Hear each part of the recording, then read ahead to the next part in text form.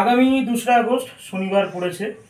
আমাদের আচার্য প্রফুল্লচন্দ্র রায়, আমাদের সকলের শ্রদ্ধেয় বিজ্ঞানী, স্বাধীনতা সংগ্রামী, তার জন্মদিন।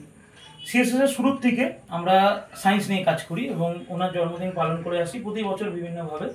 তো এবছরও সেই পালন হবে, উদযাপন করব।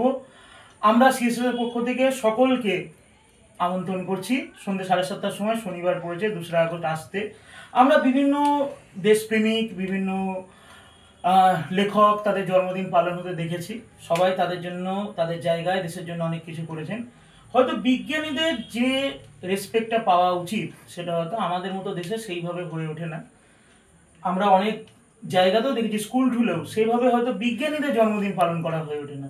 তাই আমরা বিশ্বাস করি, শুরু থেকে করছি। তো আপনারা আসবেন, সবাই মিলে জানবো তার সম্বন্ধে।